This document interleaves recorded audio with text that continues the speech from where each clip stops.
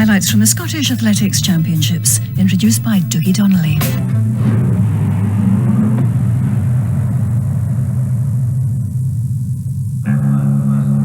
Scotland has a proud athletics heritage.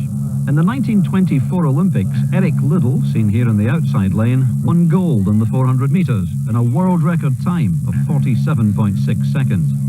His daughter Patricia is in Glasgow for his induction into the Scottish Athletics Hall of Fame. Well, today is a very special day to me. I feel very honoured that I've been asked to come here and receive this in memory of my father. The Olympic final underway. Wells did away well and also going well. Alan Wells won the 100 metres gold medal at the 1980 Olympics. He too is to be honoured. They can't see each other. Leonard and Wells. This is where it started for me in Scotstoun, and it started not on this track but on a cinder track, and it was a wet day, it was wind against, and you know, it really does bring back memories coming back here to, you know, to see the Scottish Championships back here again. It's fantastic. Can today's athletes live up to their legendary ancestors in this stadium's last major championships before redevelopment? 16 have arrived in Scotstoun and Glasgow with qualifying times, distances or heights for the Melbourne Commonwealth Games in March 2006. To guarantee selection, they have to compete over the next 2 days. I'm Nick Stewart. I'm a 400 metre hurdler. I'm here to compete for the Scottish Champs, trying to get the qualifier for the Commonwealth Games to secure it, and we'll see what happens on a lovely day in Glasgow. It's a pressure race for the Canadian-turned Scot who goes in the men's 400 metre hurdles.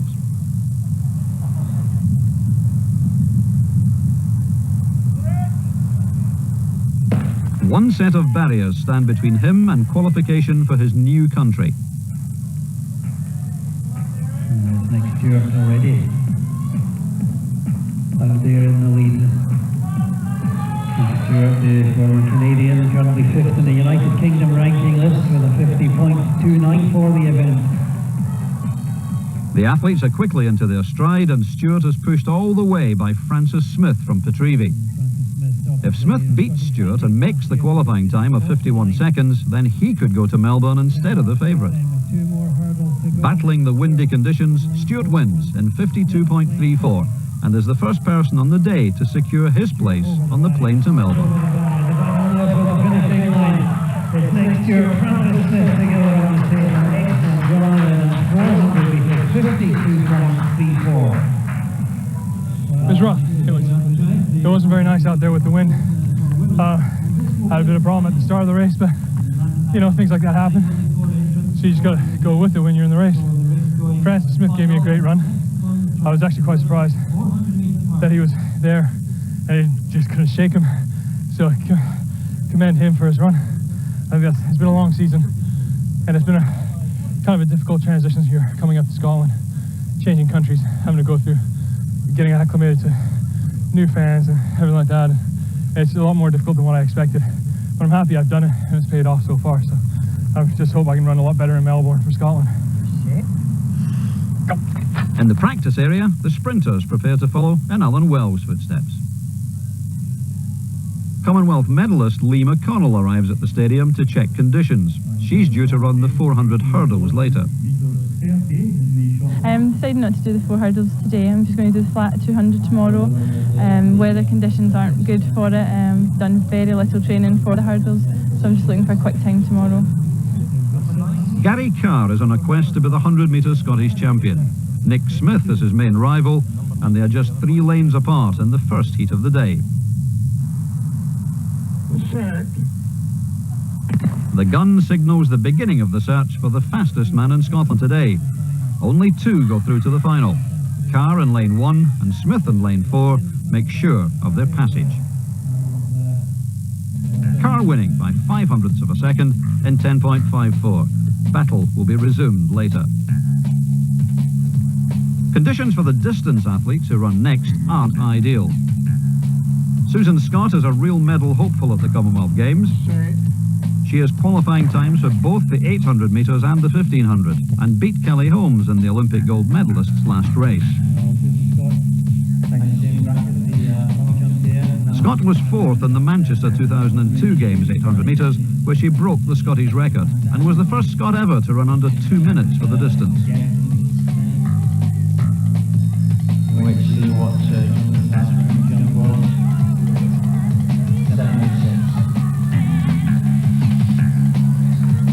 7.06. Scott is coached by Tommy Boyle, who helped Yvonne Murray and Tom McKean in their glory days, and keeps a steady pace before leaving the rest of the field behind for victory. The final bend, first three are qualifying automatically for the final tomorrow. So Susan Scott then, Joanna Ross, Claire Gibson. Scott wins her heat with ease and will be back tomorrow for the final.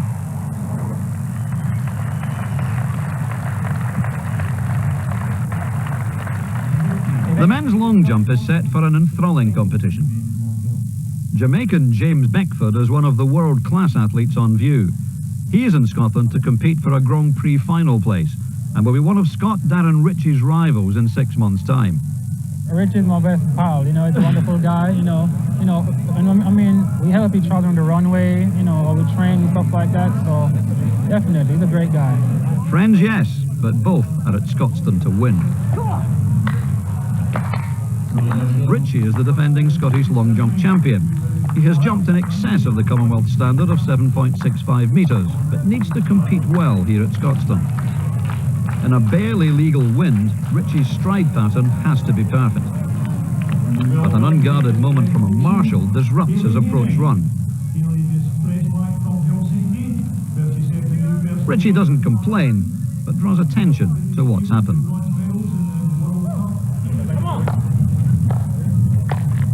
The Jamaican, a former Olympic silver medalist, is in a class of his own.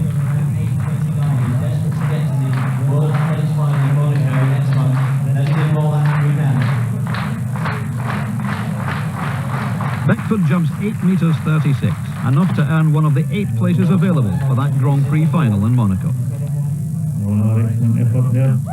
But at the moment, I rank number 9 in the world, and I need to jump in a meet, and that, where I could jump, over 8:29 to pass the guy who was number 8. And today I came here, and I did that. So hopefully, that's enough to get me back to number 8, so I can go to the Grand Prix final.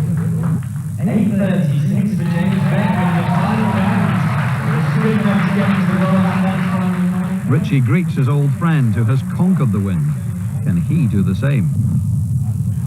Beckford's leap is beyond him, but Ritchie asserts himself as top Scot and secures his place in the Commonwealth Games team with a jump of 7 metres 61. He was 4th in the Manchester 2002 Games. The last time round, like you said, I just missed a bronze medal by 1 centimetre, and I honestly didn't think I'd still be jumping in 4 years' time to contend myself in the Commonwealth Games. So to be here jumping in really good shape, I'm really happy, and I'm just going over there and I'm just going to give it 100%. I believe though the Commonwealth Games will be much harder next year. We've got the Southern Hemisphere athletes who are in their season, and of course James today, who had put something over 8:30. So we've got, these are the kind of distances we're going to have to look at to win a medal this time, and not 7:90, 7:80, 7:90 like last time.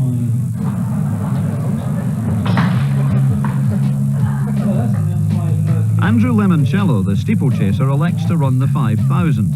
The Florida State athlete starts at the back of the field. Lemoncello has improved his steeplechase time by 17 seconds and won the 3As this year. After the first bend, he eases into 4th place. Lemoncello is one of the few athletes to have competed for Great Britain at cross-country, hill running and on the track.